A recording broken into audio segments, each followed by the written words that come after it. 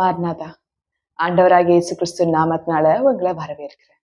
ஆண்டவருடைய வார்த்தை இன்றைக்கு என்னன்னா, அவர் சொல்லுகிறார், வானத்தையும் பூமியும் உண்டாக்கின கர்த்தரிடத்திலிருந்து எனக்கு ஒத்தாசை வரும்.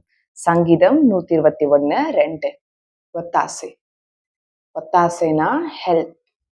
அப்போ நம்முடைய ஹெல்ப் எங்கேருந்து வருதுன்னா, வானத்தையும் பூமியும் உண்டாக்கின கர்த்தர்கிட்ட இருந்து நம்முடைய ஹெல்ப் வருது. இப்ப நீங்க ஒருத்தவங்கள்ட்ட ஹெல்ப் கேட்கிற போறீங்கன்னா, அவர்கள் யாரு என்ன லைக் செய்ய முடியாதவங்க கிட்ட நீங்க ஃபர்ஸ்ட் ஹெல்ப் கேட்க மாட்டீங்க.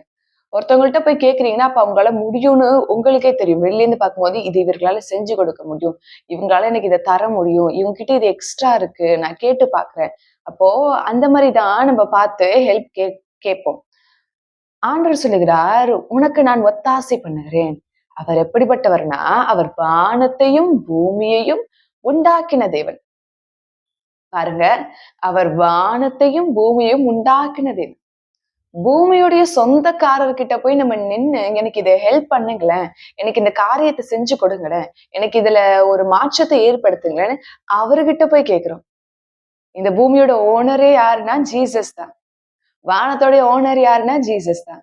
எவ்வளோ பெரிய நிலப்பரப்பு, எவ்வளோ பெரிய பிரம்மாண்டம், எவ்வளோ பெரிய இயற்கை, இதெல்லாம் உண்டாக்குனது யாருன்னா ஏசப்பா தான். அப்போ அவர்கிட்ட போய் நின்று, ஆண்டவரே எனக்கு ஹெல்ப் பண்ணுங்க, எனக்கு இந்த காரியத்துல ஒரு மாற்றத்தை கொடுங்க, என்ன மாத்துங்க, எனக்கு இந்த விஷயத்துல ஒரு நன்மையான காரியத்தை செஞ்சு கொடுங்க.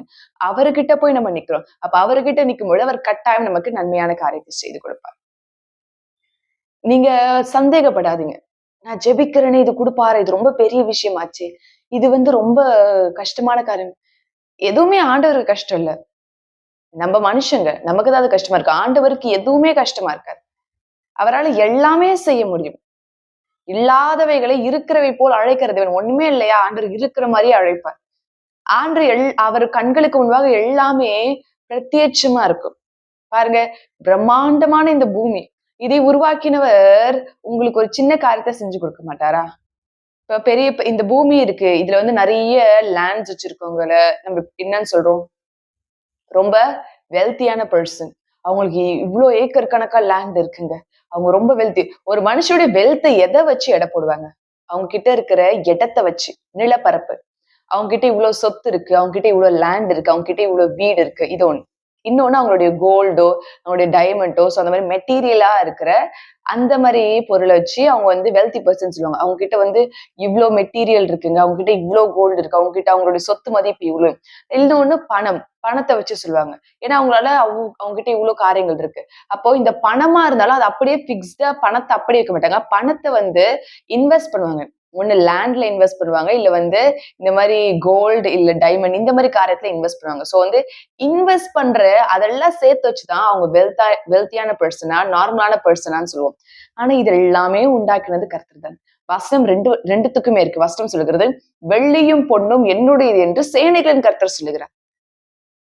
உலகத்துல இருக்க எல்லா வெள்ளியும் எல்லா பொண்ணுமே அது கர்த்தருடையதுங்க.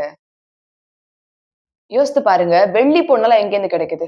எல்லாம் பூமியில இருந்து கிடைக்குது. பூமியை உண்டாக்குனவர் யார்? ஆண்டவர். வசனம் சொல்லுகிறது, பூமியும் அதன் நிறைவும் கர்த்தருடையது.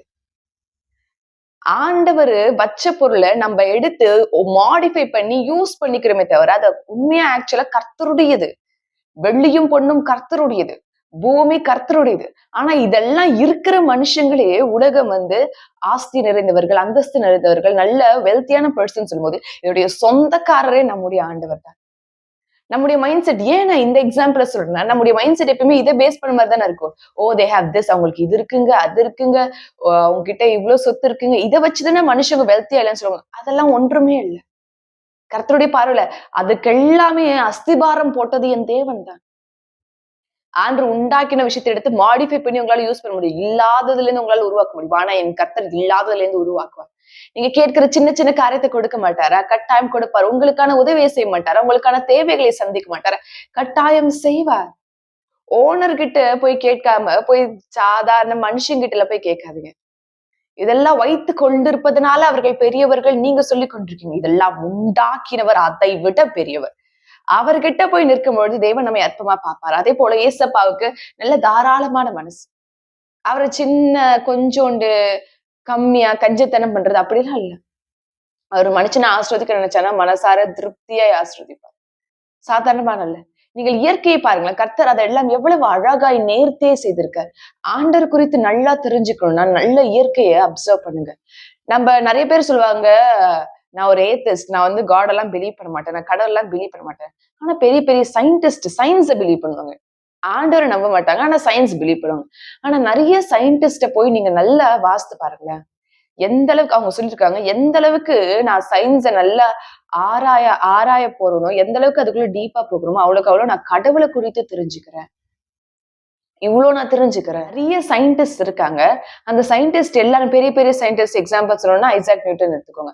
இப்ப இந்த மாரி நெறைய சயின்டிஸ்ட் பின்னாடி அவங்க என்னன்னா, நெறைய அவங்க சயின்ஸ் புக் எழுதினோட நெறைய காட பத்தின புக் தான் எழுதியிருக்காங்க. அவங்க எல்லாருமே மேக்ஸிமம் ஏசப்பாவோட பிலீவர்ஸ். அவங்க வந்து ஜீசஸ ஃபாலோ பண்றாங்க. ஒரு சில நபர்கள் தான் கடவுள் இல்லைன்னு சொல்லுவாங்க. ஆனா நெறைய பேர் வந்து மேக்ஸிமம் ஆஃப் த சயின்டிஸ்ட் வந்து நான் சயின்ஸ் அதிகமா உள்ள போய் தேட தேட அத பத்தி பாக்க நான் கடவுள தெரிஞ்சுக்கிறேன். நான் கடவுள குறித்து அறிஞ்சுக்கிறேன். கடவுள் முக்கியமானது. அவங்க எல்லாம் சொல்லுவாங்க, I am a believer of God. I am a child of God. அவங்க எல்லாருமே சொல்லுவாங்க.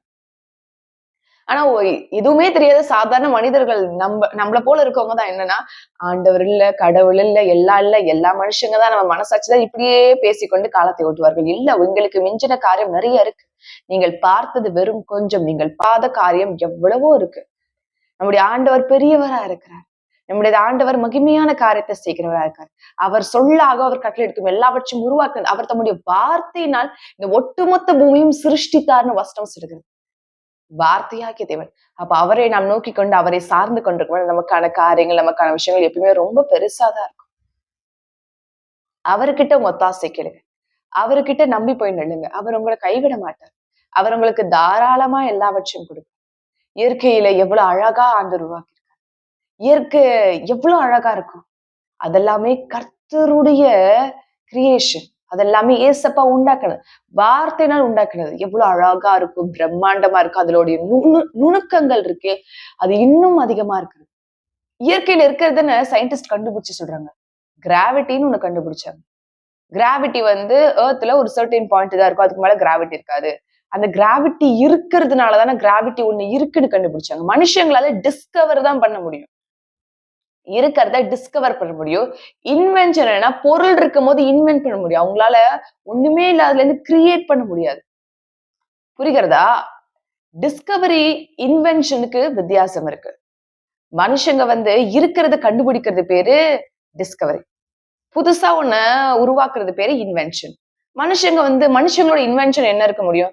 ஒரு காரு, இல்ல ஒரு மெட்டீரியல் எதுவும் எடுத்துக்கோங்க. ஒரு ஏர் கண்டிஷனர் எடுத்துக்கோங்க. இல்ல ஒரு ஹவுஸ்ல யூஸ் பண்ற ஒரு விஷயமா இருக்கட்டும். எல்லாமே மனுஷங்க கண்டுபிடிச்சதுதான். சோ மனுஷங்க கண்டுபிடிச்சாங்க. டிஸ்கவரும் பண்றாங்க. இதெல்லாம் இருக்கு. ஆனா இது 2மே ஒரு பொருள், மூலப்பொருள்னு இல்ல. அதோடைய ரா மெட்டீரியல்ஸ் இல்ல அப்படின்னா, இது 2மே மனுஷனால செய்யவே முடியாது. இருக்கிற பொருள கண்டுபிடிக்கிறாங்க. கடலுக்கு நடுவுல இது இது இருக்குங்க. இந்த மாரி ஒரு பிராணி வந்து கடல்ல வாழுது. காட்டுல இந்த மாதிரி ஒரு ஃப்ளவர் இருக்கு. இதெல்லாம் இப்படி இருக்கு. பறவைகளுடைய மூவ்மெண்ட் இப்படி இருக்கு. அது இப்படி போகும். ஆகாயத்துல என்னென்ன விஷயம் இருக்கு. இந்த இயற்கை இப்படி இருக்கு. அப்ப இருக்கிறத கண்டுபிடிக்கிறாங்க. அது டிஸ்கவரி. இப்ப இயற்கையில ஒண்ணு இருக்கிறதுனால கண்டுபிடிக்கிறாங்க. அது ஒண்ணா. இன்னொன்னு இன்வென்ஷன் என்னன்னா, இப்ப எந்த ஒரு பொருள ஒரு காரே மேக் பண்றாங்கன்னு வச்சுக்கோங்க. அந்த காருக்கு ஸ்பேர் பார்ட்ஸ் எவ்வளவு தேவைப்படும்? கண்டிப்பா அதுல இருக்கிற மெட்டீரியல்ஸா இருக்கட்டும், கண்டிப்பா மெட்டல், ஸ்டீல், அது காப்பர், அது இது நெறைய பொருள் யூஸ் பண்றாங்க. இந்த பொருள் எல்லாம் எங்க இருந்து? பூமியிலிருந்து கிடைத்தது. இப்படி பொருளே இல்லாம ஒரு காரியத்தை உருவாக்கவே முடியாது மனுஷங்களால.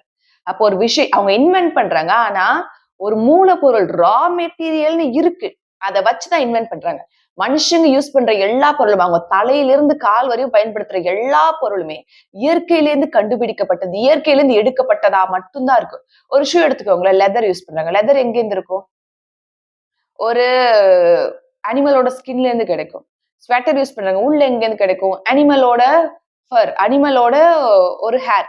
அப்போ எல்லாமே நீங்க தலையில இருந்து கால் வரையும் பயன்படுத்துற எல்லா பொருளுமே இயற்கையோட தொடுதல் இருக்கு. இயற்கையா உண்டாக்கப்படாம, இயற்கையா கண்டுபிடிக்கப்படாம, இயற்கையில இல்லாம நீங்கள் உங்களால எடுத்து பயன்படுத்த முடியாது. நம்ம எடுத்து பயன்படுத்துறோம், எடுத்து மாடிஃபை பண்றோம், எடுத்து அத வந்து நமக்கு தகுந்த மாரி அத நம்ம சேஞ்ச் பண்ணி யூஸ் பண்றோம். ஆனா இல்லாததுல இருந்து உங்களால எதுவுமே உருவாக்க முடியாது.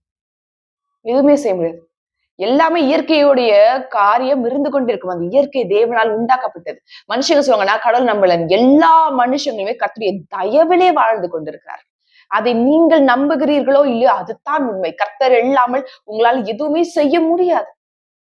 இப்பேற்பட்ட தேவன் நம்முடைய இவ்வளோ பிரம்மாண்டமானவர், இவ்வளோ பயங்கரமான ஆண்டவர் நம்முடைய ஆண்டவர். அவரை நம்பிக்கொண்டு அவரை சார்ந்து கொண்டிருக்கும் ஆண்டவர். வசனம் அதனாலதான் சொல்லுகிறது, வானத்தை பூமி உண்டாக்கின கர்த்தரிடத்திலிருந்து எனக்கு ஒத்தாசி வரும். சாதாரண ஆள் அவரு, அவர் சாதாரணமானவரே அல்ல. விசுவாசம், விசுவாசத்தோட கேளுங்களேன், இப்பவே உங்களுக்கு அற்புதம் கிடைக்கும். இன்னைக்கே தேவன் கொடுப்பார். ஆண்டவரே எனக்கு எந்த காரியத்தை எனக்கு வேணும். உங்களுக்கு என்ன விஷயத்துல அற்புதம் வேணுமோ அது ஆண்டவர்கிட்ட சொல்லுங்க, தெரியப்படுத்துங்க. ஆண்டவரே எனக்கு இந்த விஷயத்துல எனக்கு அற்புதம் செஞ்சு கொடுங்க, எனக்கு இதுல வேணும், எனக்கு செஞ்சு கொடுங்க. அப்படி நீங்க கேட்கும்பொழுது கர்த்தர் இப்பொழுதே கொடுப்பார். சந்தேகப்படாதீங்க. நீங்க 100 தடவை கேட்டாலும் கர்த்தர் தருவார். நான் நேத்து தானே ஒரு காரியத்தை குறித்து ஆண்டவர்கிட்ட கேட்டேன், இன்னைக்கு திரும்பி போய் ஒரு விஷயத்தை கேட்குமா? அதற்காக தான் அவர் இருக்கிறார்.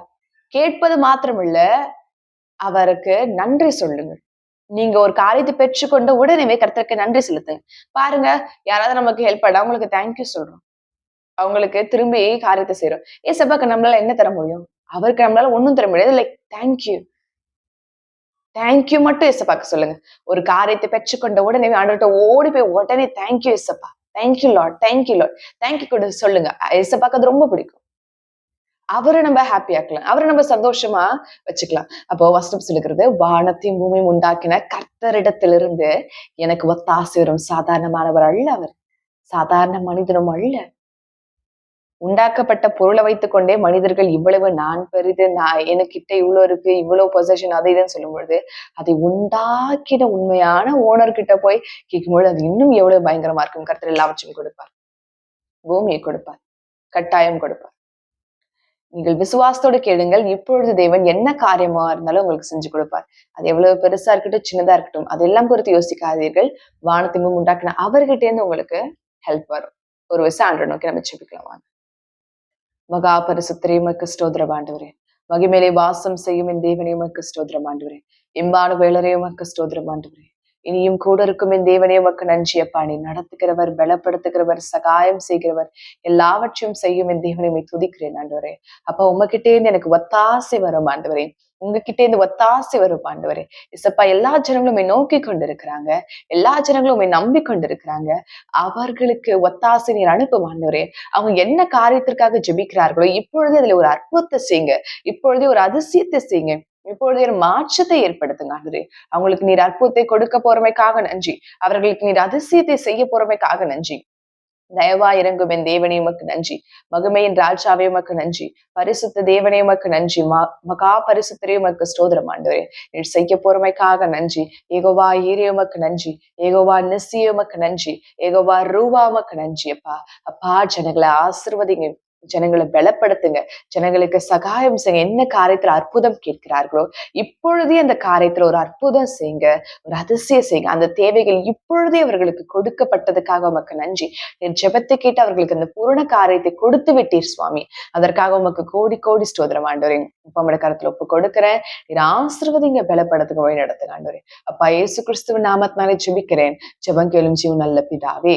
ஆமென், ஆமென், ஆமென்.